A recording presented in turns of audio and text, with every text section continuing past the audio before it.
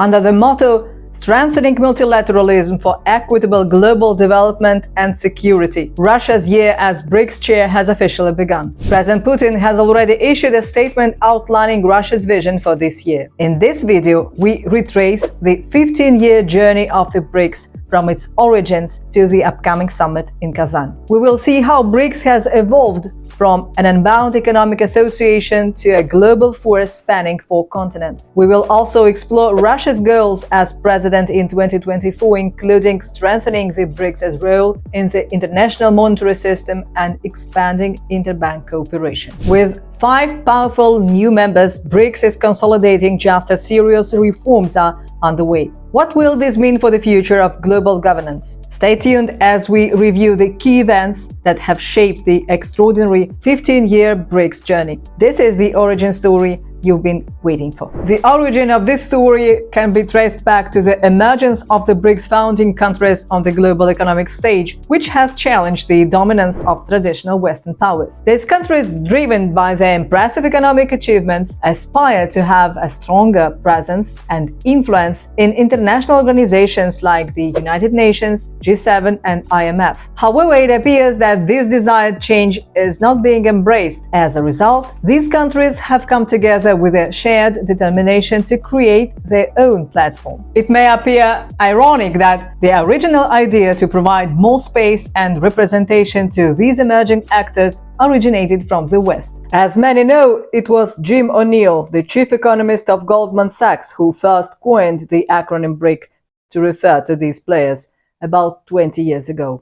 In his paper Building Better Global Economic BRICS, O'Neill envisioned various global scenarios where the GDP and economies of Brazil, Russia, India and China would experience significant growth over the next decades. This growth would have a profound impact not only on the fiscal, economic and monetary policies of these countries, but also on those of the entire world. According to O'Neill's proposal, starting with the G7 summit in 2001, Western representation should have been limited to just 3 nations: the USA, Great Britain, and 1 continental European country, France, Italy or Germany. This would leave a majority of seats for representatives from these new global economies. It is worth noting that this proposal came after several financial crises in the 90s. However, crises ended up affecting everyone a bit. O'Neill hoped that including the new players in world governance could help avert such episodes because it would bring to the attention of all the hotbeds of crisis that could be registered almost anywhere in the world. Obviously, O'Neill's invitation to the world was to give greater prominence to the 4 BRICS within the already existing institutions, in dialogue with the other powers. Setting up alternative forums and institutions to the G7 and the International Monetary Fund was not part of the focus. However, the years passed without the IMF and above all the G7 accepting O'Neill's invitation. The BRICS, after the G8 summit in St. Petersburg from 15th to 17th of July 2006, decided to take a different approach. The summit left Putin somewhat dissatisfied as the Western members struggled to acknowledge Russia's emerging status. Consequently, at the United Nations General Assembly in September 2006, Foreign Minister Lavrov proposed an initial meeting with ministers from Brazil, India and China to discuss the Assembly's proceedings. In essence,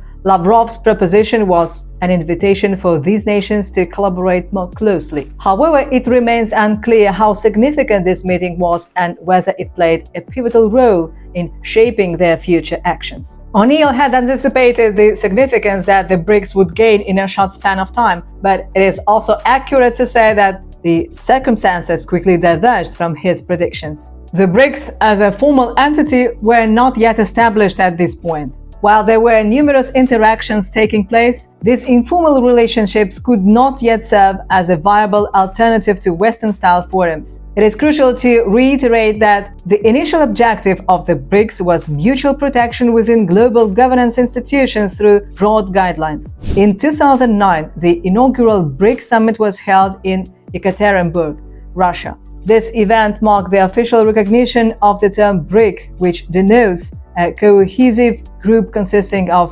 Brazil, Russia, India, and China, with specific goals to be achieved. These goals were the same as those initially outlined by O'Neill and included reform of international economic institutions and the United Nations itself. The goal was to elevate the role of Brazil and India to that of Russia and China, already members of the Security Council. Accordingly, it was an effort to build a more democratic international system that embraced multilateral diplomacy. The meeting of the four primary nations and emerging economies highlighted their dissatisfaction with a world that remains unbalanced towards the West. This imbalance persists even though the West no longer reflects either the global balance of power or the new economic and trade scenarios, especially in terms of decision-making institutions and foreign policy behavior. In essence, this meeting served as an early warning for a potential shift in dynamics favoring the West. In some ways, this situation evokes a similar sentiment to that which inspired the Bandung Conference in 1955, a spirit of solidarity. The BRICS, in essence and in the spirit of the initial summits, called for a change at the helm or at least greater global recognition of their economies. Their intention was not to dismantle the system but to reform it. While recognizing the importance of the G7 and the IMF, they felt that the allocation of seats and quotas should take other factors into account. In a rapidly changing and globalized world, if G7 members remain static, there is a perception that these institutions are becoming increasingly elitist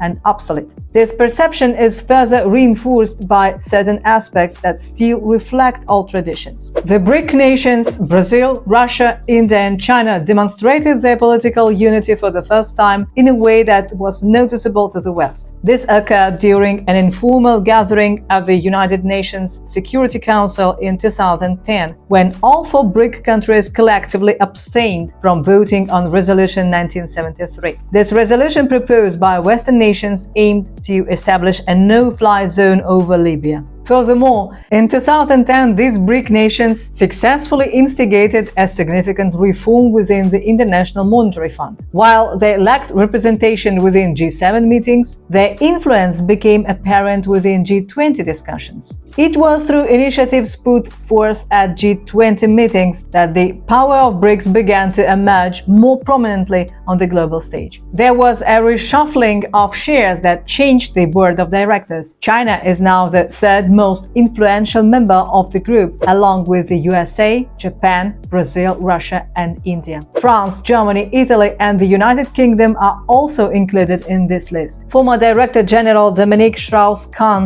hailed it is a landmark decision acknowledging the escalating influence of emerging economies on the global stage. He further emphasized that no country could henceforth claim an inherent right to a board position. However, despite initial triumph, the journey was far from over. The subsequent phase involved securing approval from individual nations, a process that spanned several years and was fraught with challenges. The most notable issue was the United States' failure to ratify the reform, which sparked significant dissatisfaction worldwide. The initial strategy was clear, yet the necessary institutions were absent. There was a requirement for a substantial bank to promote mutual economic growth without resorting to assistance from the IMF and World Bank. This would eliminate the need for further dealings with Western entities. The topic was discussed during the 5th Summit in Durban, South Africa in 2013.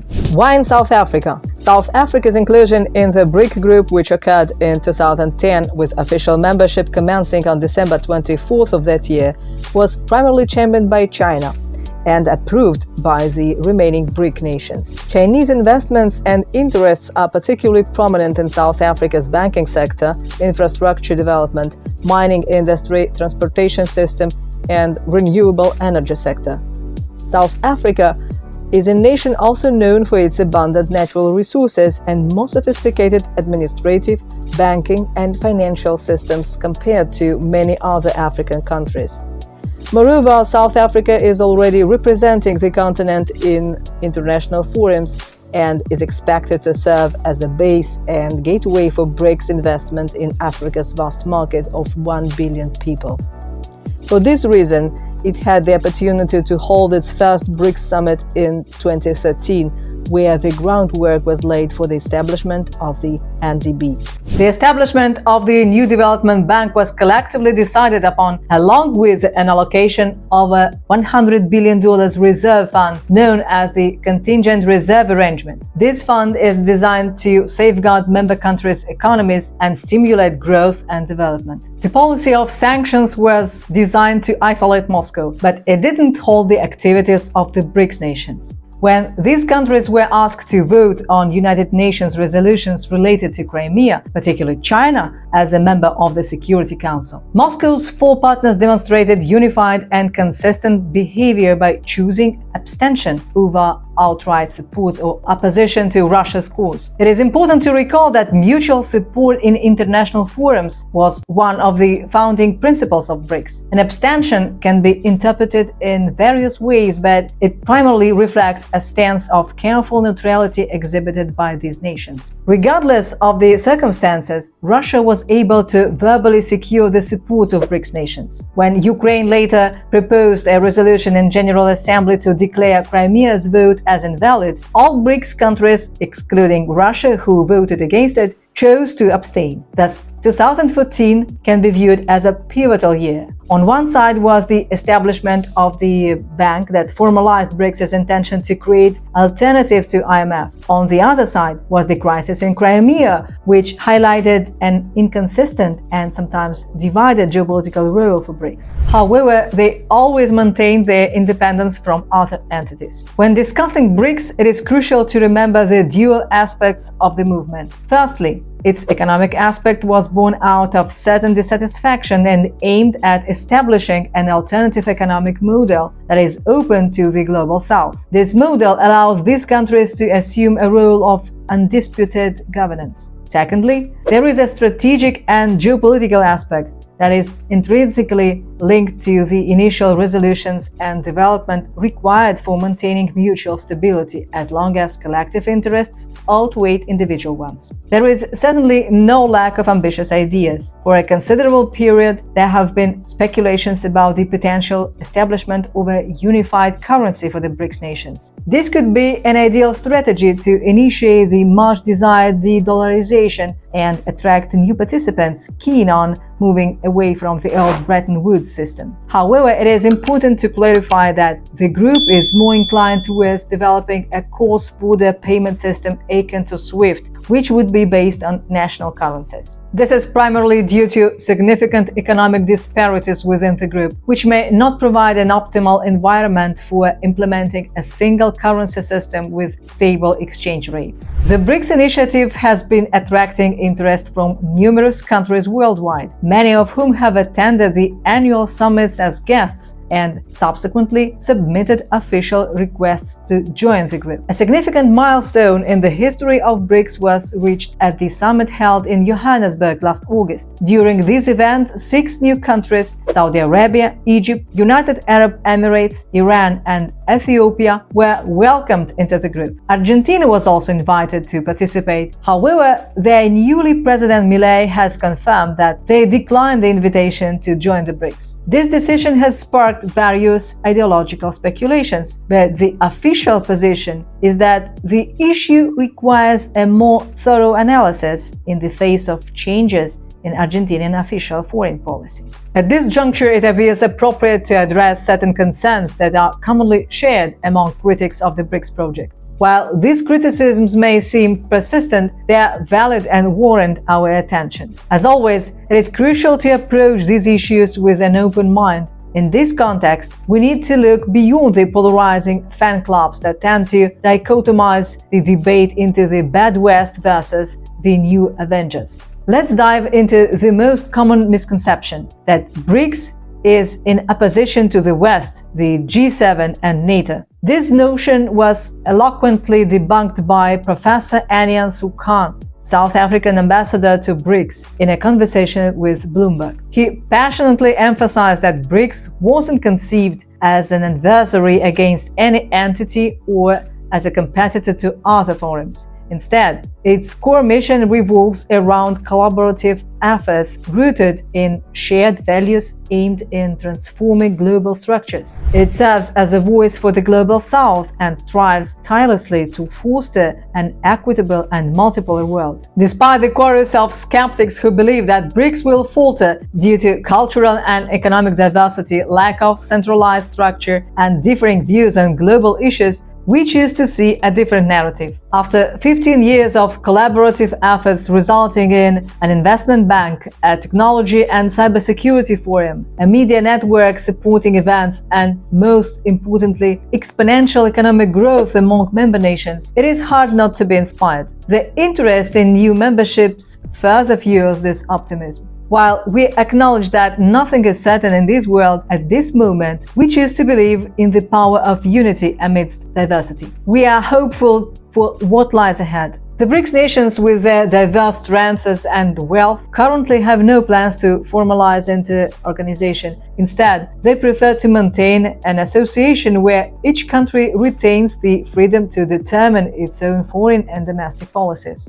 However, they all share a common goal, as previously mentioned. There is a recurring critic that suggests the BRICS nations are merely puppets under China's control. However, it is important to consider whether powerful countries like Russia or India would ever submit to any directives from China. Similarly, one must question if countries like Iran or Brazil would conform without question. While it is true that a significant amount of criticism is centered around territorial disputes between China and India, and even between China and Russia, it is important to acknowledge that these conflicts do not hinder the constructive dialogue among these three nations. These discussions also occur in other platforms like the Shanghai Cooperation Organization, which has a more military security-oriented focus compared to BRICS. For perspective, consider Europe, where tensions related to territories or religion exist between Ireland and Great Britain. No matter how you look at it, it is clear as day that one particular group,